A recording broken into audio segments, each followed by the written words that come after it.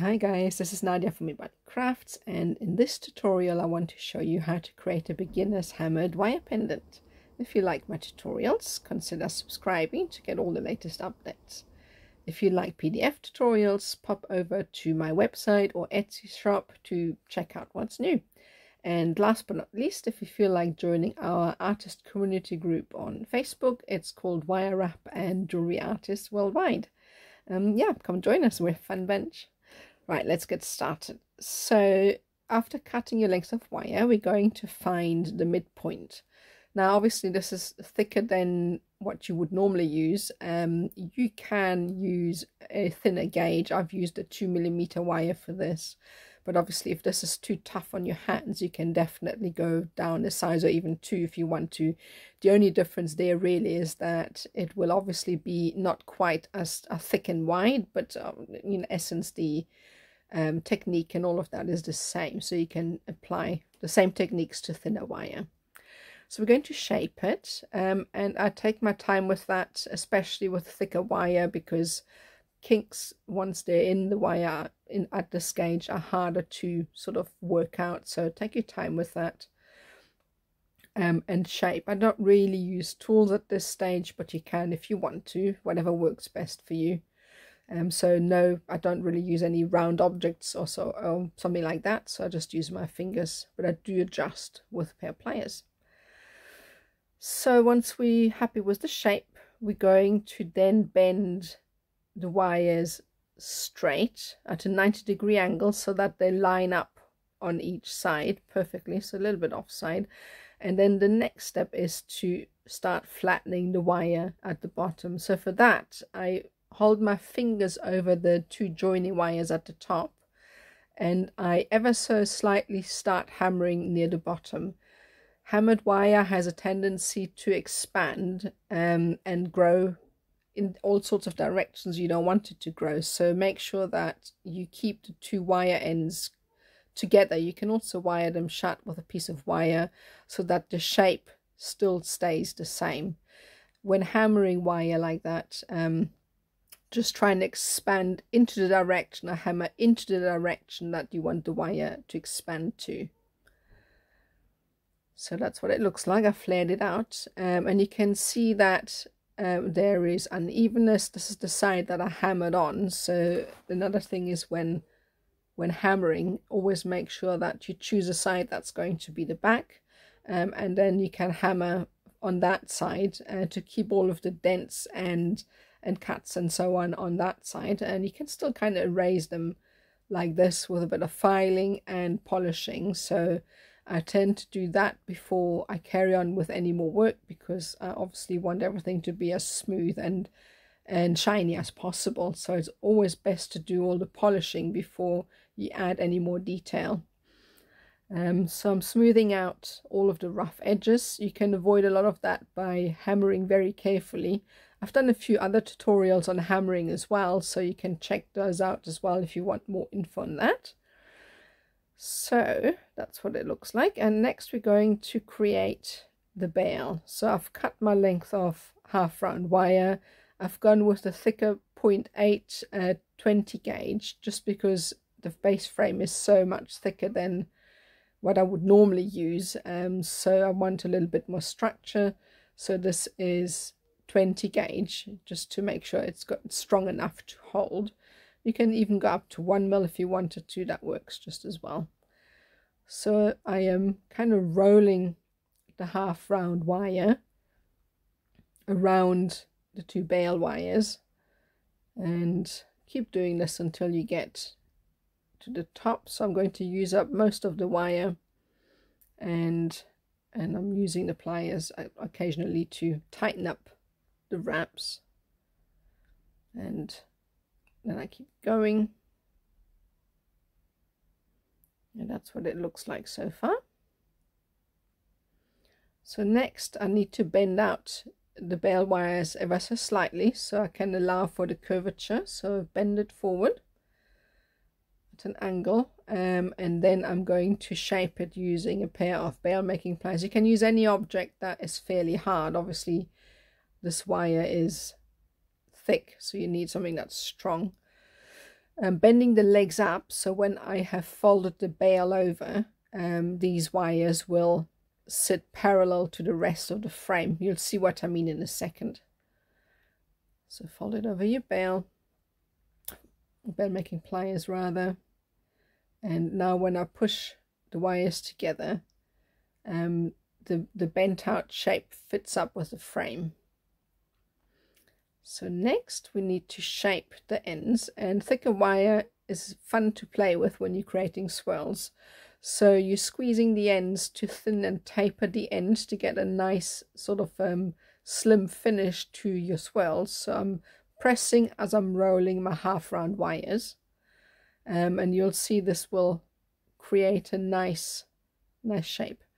The thicker wire also, sometimes I file the ends to get a nice finish, and then I just continue to roll and squeeze at the same time as I create the swirl, and this will give me a really nice shape at the end, which is, it's much easier to obtain right at the beginning than it would be later with a needle file or, you know, any other sort of file. So it's much easier to create right at the start.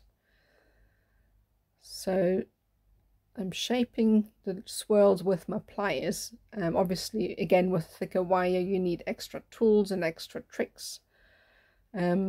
So you can adjust the swirls in a number of ways, whichever works best. So these are just techniques that I have sort of learned over time. That's what it looks like. I'm going to do the same on the other side. So same process, obviously, squeeze the end, and then we're going to roll it in. So that's what it looks like so far. So now we need to hammer it. So what we're going to do is open up the bale again. Obviously don't do this too much. If you bend wire, it becomes brittle and it can break, especially at the thicker gauges. So be careful to do this only occasionally. So we're going to hammer once again, flatten these out and get a nice shape. Because these are going to be visible in this design, you want to make sure that they are nice and symmetrical and smooth. So I take my time with those, and when you hammer the edges, just move into the direction that you want the wire to expand to. So that's that, and now we're folding these back in, and they should sort of fit into the frame. You can adjust and manipulate them a little bit after they're hammered, but obviously not as much as you can before they're hammered. So that's what it looks like. So I'm still adjusting and seating them in place. I'm quite happy with that just now. So you can still shape a little bit after hammering.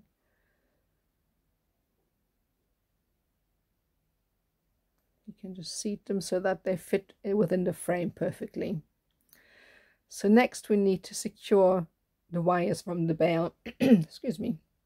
So all I'm doing is I'm taking the remainder and I'm attaching them somewhere near the frame. This is really more to tuck them away and to give it a little bit more structure.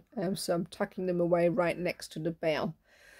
Next we need to secure the swirls. We don't really want them to be loose because they'll get hooked in clothing. They will occasionally anyway because of the swirls, but we're trying to prevent any sort of bending out of shape by attaching the swirls to the frame. So for that, again, I'm using a 0.8 20 gauge half round wire.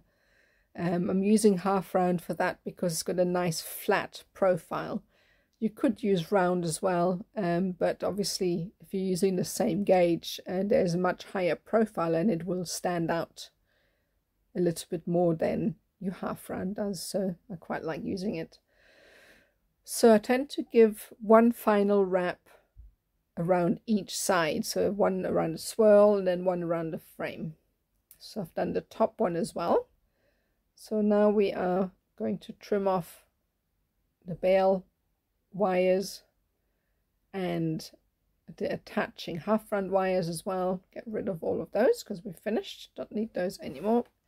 And so far that's what we've got. So next we're adding the details. Now this is a very personal choice. You don't have to add these in where I am adding them in. I have just decided that these wires look quite nice. These beads would look quite nice fitted within the swirl. So I am attaching the first sort of wire in between the two swirls, and I'm going to arrange my beads to sit within. Now your shape will obviously be slightly different from mine, so the size beads you're going to use will have to change, or you can make the frame to fit the beads. The size of the beads are listed at the front, so you can double check that they'll fit. So I'm going to slide these in.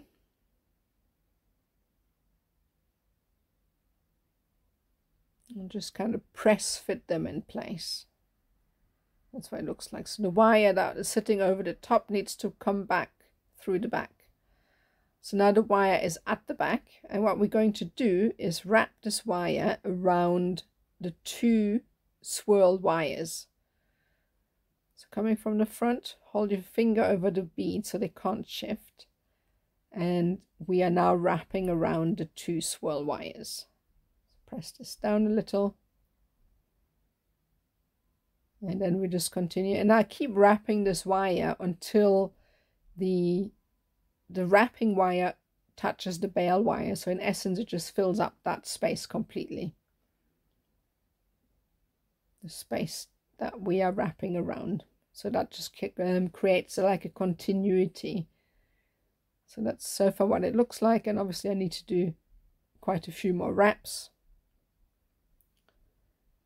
Press down, and that's so far what it looks like. So continue until you reach the bail.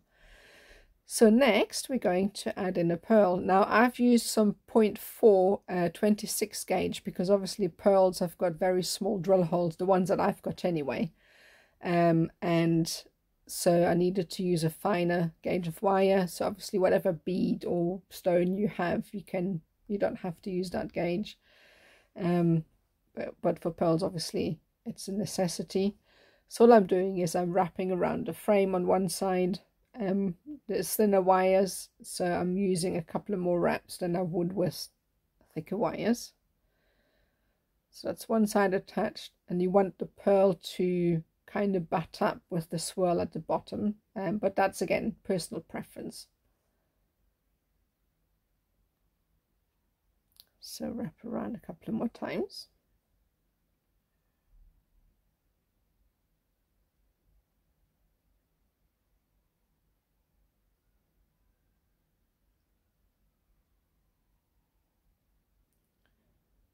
So that's what it looks like so far, and I always try and arrange the wire. So a little trick that I've learned to finish off the wire ends when you've got a bead attached. It's difficult when you don't have a bead, but with the bead what you can do is you take the wire that you've used to attach the pearl or bead, whatever it is you've attached, and what I'm doing now is I'm kind of winding it around the wire that runs through the pearl.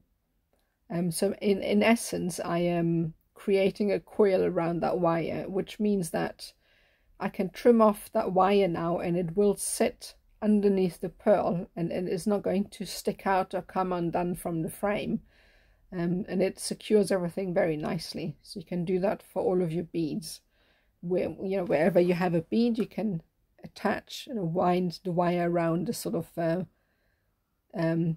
base wire, if that makes sense. I'm going to trim off everything left over. So far that's what it looks like. So next we're going to add some detail. I've added two stones in the end. So this is a prong setting for a single stone. I have got a video for this setting already on my YouTube channel. I'm going to pop a link for you to click on that will show you how to make this the setting. So I'll just pop that below the video. Now if you're going to use a big stone like I have, which is an 8mm cubic zirconia, you need to use 0.8mm square or half round wire for that, just to make sure that the setting wire is strong enough to hold the stone, especially when it's prominent like that. So you're taking the legs off the setting and we're going to be attaching it to the frame.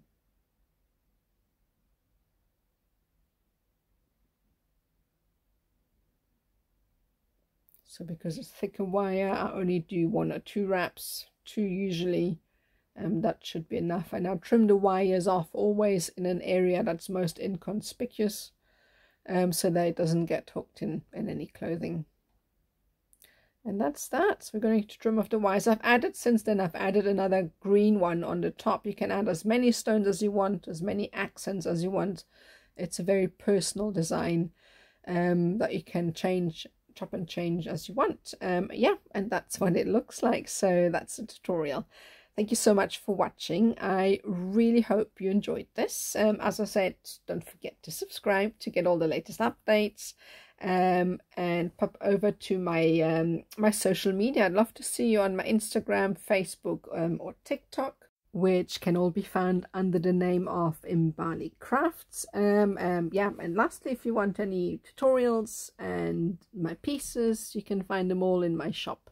And now that's all the sales bump done. So thank you so much for watching, and see you soon.